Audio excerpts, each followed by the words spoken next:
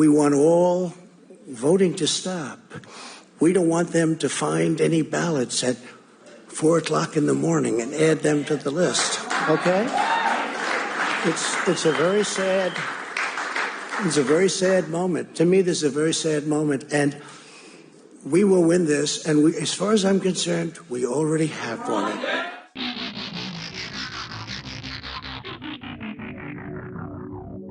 Hello and welcome to What the F*** Just Happened Today, your essential guide to the daily shock and awe in national politics. I'm Joe Amditis. Let's get to it. It's Wednesday, November 4th, 2020. Welcome to day 1385. With millions of votes yet to be counted, Trump falsely asserted there was election fraud, demanded that, quote, all voting must stop, end quote, threatened to have the Supreme Court intervene in the election process, and declared himself the winner of the election, which will still take days, if not weeks, to resolve. In a 2:30 a.m. address from the White House, surrounded by about 150 maskless guests, Trump peddled multiple baseless claims that the normal process of counting ballots, which has been slowed by the impact of COVID-19, is an embarrassment and a fraud on the American people. So we won there. We lead by 76,000 votes with almost nothing left. And all of a sudden, everything just stopped. This is a fraud on the American public. This is an embarrassment to our country. We were getting ready to win this election. Frankly, we did win this election. We did win this election. So our goal now is to ensure the integrity for the good of this nation. This is a very big moment. This is a major fraud in our nation. We want the law to be used in a proper manner. So we'll be going to the U.S. Supreme Court. We want all voting to stop.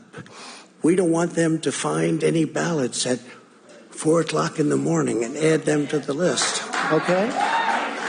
It's a very sad moment. To me, this is a very sad moment, and we will win this, and as far as I'm concerned, we already have won it. So I just want to thank you. Voting did stop when polls closed Tuesday night, but several states aren't allowed to start counting mail-in ballots until Election Day, and that process is expected to take several days to complete. Earlier in the night, Trump baselessly tweeted that, quote, we are up big, but they are trying to steal the election. We will never let them do it. Votes cannot be cast after the polls are closed, end quote. Twitter flagged the tweet as disputed and possibly misleading. There's no evidence to support any of Trump's claims.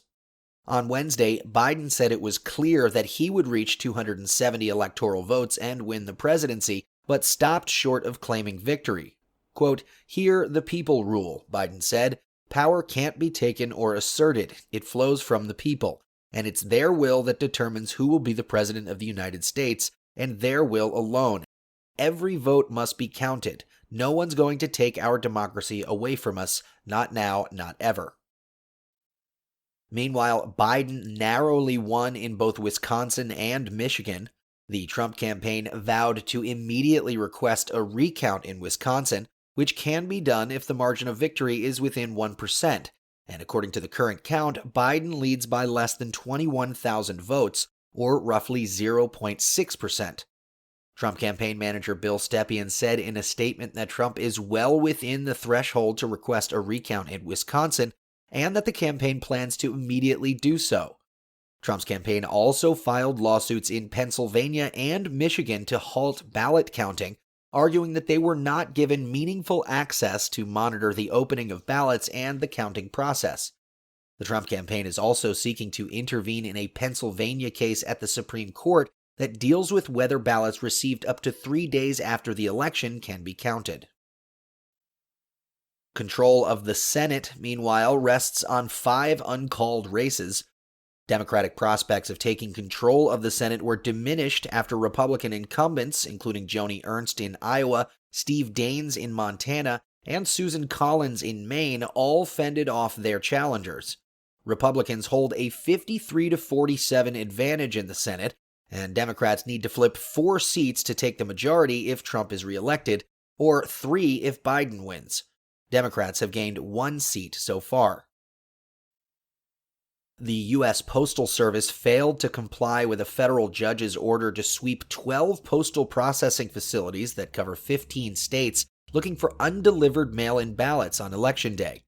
Earlier Tuesday, Judge Emmett Sullivan ordered the Postal Service to search facilities after the agency said some 300,000 ballots it had received had not been scanned for delivery.